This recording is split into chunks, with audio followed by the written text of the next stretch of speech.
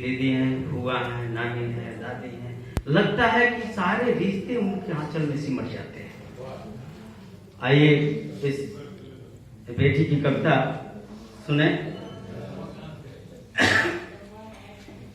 जैसे बाढ़े धीरे धीरे गाछिया हमारी, होली बेटी वो साही धर्मवा के पाई, होली बेटी वो साही। जैसे बाढ़े धीरे धीरे गाछिया हमारी, होली बेटी वो साही धर्मवा के पाई, होली बेटी वो साही। सतक नैया के सतबा खेवैया, उनका के छोड़ी केहू ना बटे सहैया। सतक नैया के सतबा खेवैया, उनका के छोड़ी केहू ना बटे सहैया। बेट केहू के बेटी केहू के घर नहीं कहाई, होली बेटी वो सही धर्मवा के पाई, होली बेटी वो सही। जैसे बढ़े धीरे धीरे गाछिया हमारी, होली बेटी वो सही धर्मवा के पाई, होली बेटी वो साई।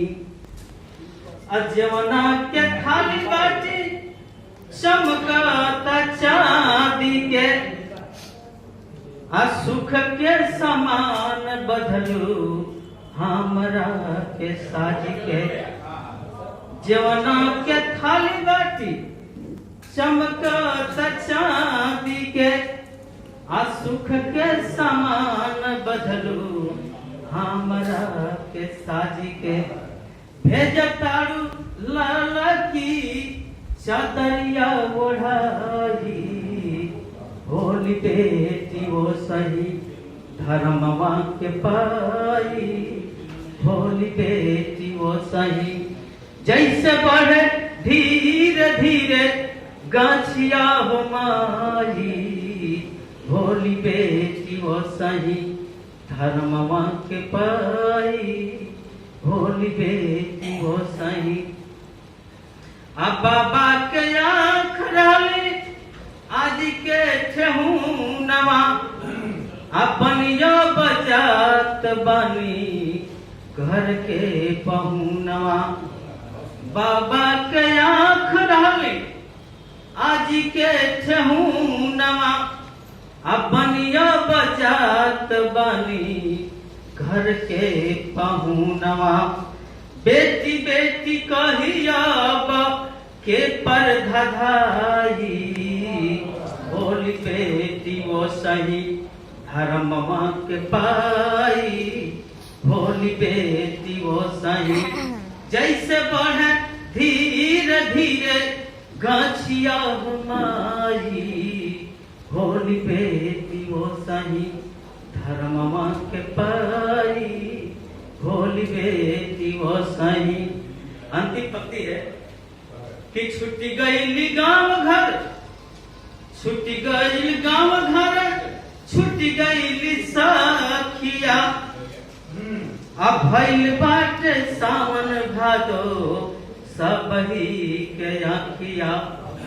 छुट्टी गई गांव घर, छुट्टी गई सखिया। भइल बाटे सावन भादो सबही के आखिया। फूटते किरनिया घर से, फूटते किरनिया घर से, दीहले विदाई, होली बेटी वो सही धर्मवा के पाई, होली बेटी वो सही। जैसे बढ़े धीरे धीरे गाछिया हमारी, होली बेटी वो सही हर मामा के पाई होली बेटी हो सकी।